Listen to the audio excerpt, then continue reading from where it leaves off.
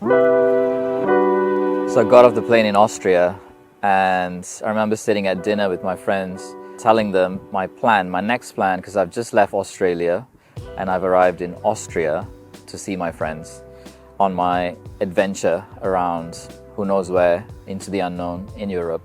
I was breaking the news to them that I just booked myself into a 10-day silent Vipassana retreat in the beautiful mountains of Switzerland, which I've never been to, so I was really excited about that. But also I thought, this could be the next part of my spiritual journey. Only to the response from my friends of, no, like, don't do it, don't go, come with us. And I was like, where and what are we gonna do? They said, we're gonna jump into a van and drive across Europe and go to Spain, because it's gonna get cold here because it's heading into the winter months. And they said, you should come with us. And try as I may to convince them that I'm actually just going to my retreat, I gave in eventually. And it was a wonderful journey from Austria to Spain.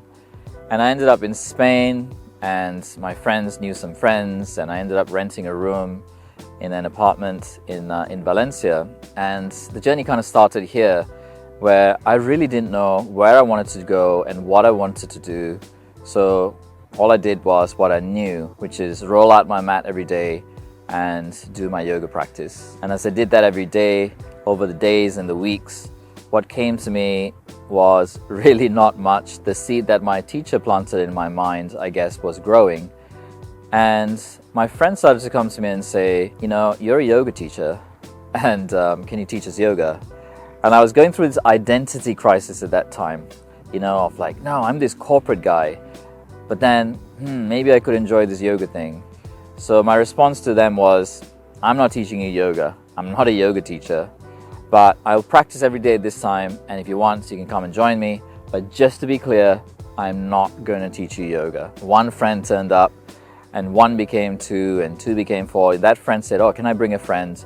And next thing you know, 6 o'clock in the evening, which was my practice time, 5:45, the doorbell would ring. I'd go downstairs, and there was just this crowd of people that I didn't know. They were not my friends. I could see a couple of them were my friends, but they were friends of friends of friends. And all these people just started to turn up for the yoga class that I clearly wasn't going to teach. So I wasn't the teacher. They're not going to teach, so who's going to teach it? So there we go. They turn up into my living room, clear everything out, and they would turn up enthusiastically with their towels and rugs and throw them down. They didn't have yoga mats, and ready for class. And I just steadfastly said, I told you, I'm not going to be teaching yoga. I'm going to practice, and you guys can just follow me if you want to. And that's what they did. So they just started to follow along, and I didn't teach them until very soon in the next coming days. I didn't have my spot.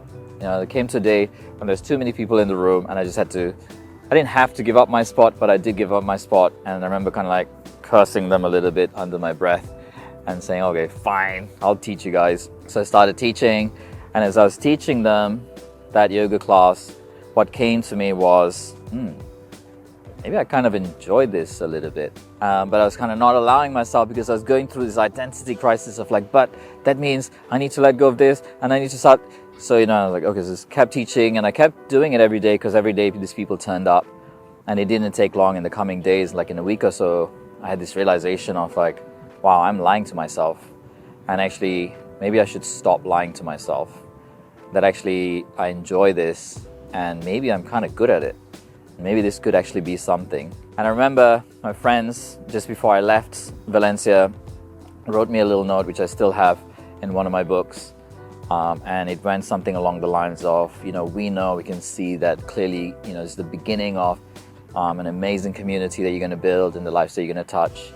And little did I know what I was going to step into. I got on that plane, and I ended up not here in South London, I was in East London, but I had one friend here in South London, and that was enough to kind of get me going, because I remember when I got off the tube and I looked around and I thought, this could work.